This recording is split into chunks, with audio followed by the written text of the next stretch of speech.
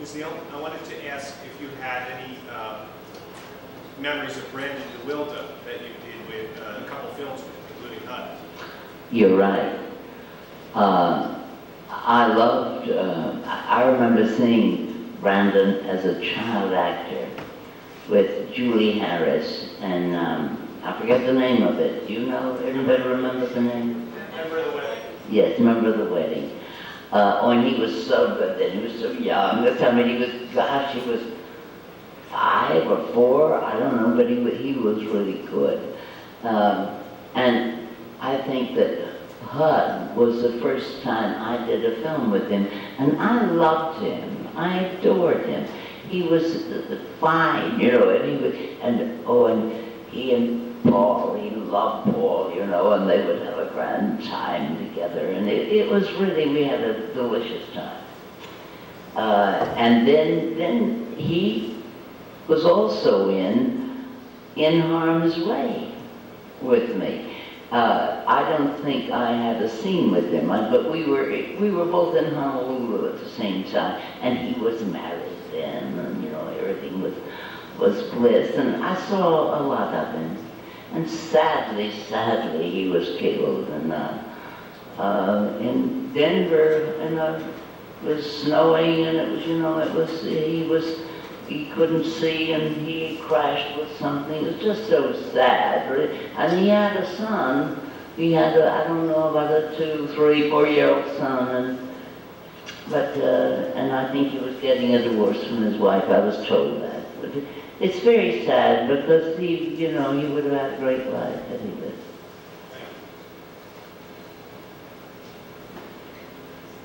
Hello, Ms. Neal. I bet.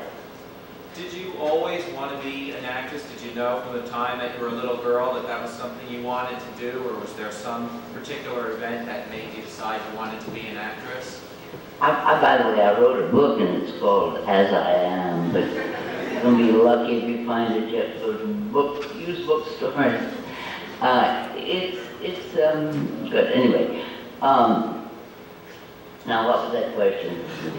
Did you always want to be an actress? Yeah. Okay. When I was young, I think I was about 11 years old, and I went to a Methodist church, and one night I was there, and a woman gave monologues.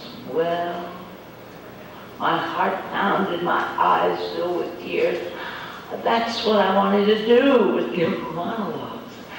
And happily, my father's boss's daughter, she had just come back from New York, and she was giving drama lessons and monologues. And oh, it was so bad they wanted to do it. So they gave it to me for Christmas, my mother and daddy, saying, you may study drama. And oh, I loved it. And then I saw a play, and I got, such a crush on this man. And I wanted to do a play, so I was about 15 then, and I read for it, and I got it at once. And then I began to know I wanted to be an actress. And I was in lots of plays, and I went to the Barter Theater, and then I went to Northwestern University for that great speech school. And I was there 2 years because my father, he sadly died of a heart attack in my freshman year. And they insisted I go back another year, and they would have gone, but I wanted to go to New York, which I did, and I went to Alvina Krause, my fabulous teacher at Northwestern. I went to her summer theater, which she started when I was there, and I was the last one she invited, but I loved it. It was gorgeous. And from there I went to New York. And everything is history, you know. Okay, I suppose at this time, Excuse me. oh, sorry. May I just ask one question? That's all right. One, It's a pleasure to meet you. I just wanted to know what you're up to now. Oh, no, that's a good question. I'll tell you. I travel with the Theater Guild. I remember when I first came back to America, and I was at a friend's house in Connecticut, and Marilyn Langner, she called me, she's the head, one of the heads. And it was the weekend, and I was asked, the phone, and I picked it up, and Marilyn said to me, she said, we're going to go to Alaska. We thought you may like to go with us.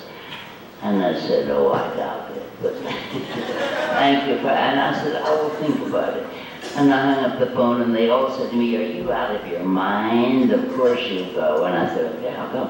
I could be pushed any place in that point of my life, which I was getting a divorce. And I went, I had the greatest time of my life. And then we were on another trip, and I assumed that I could go, so I called, and they let me go to that one, and then I called again, and she said, we decided we won't take you on this one. And I said, quite all right. Well, I was missed so much. I've been invited on them all, and I love them. I love them. I have been to fabulous places. I've been to Australia, New Zealand. I've been to Haiti, Bora Bora. I mean, oh gosh, it's the most fantastic thing that's ever happened to me. So twice a year, or 3 times a year, I go with the Theater Guild. And, oh wow, do I have a good time. And I would advise you all to save your money and come with us. It's great.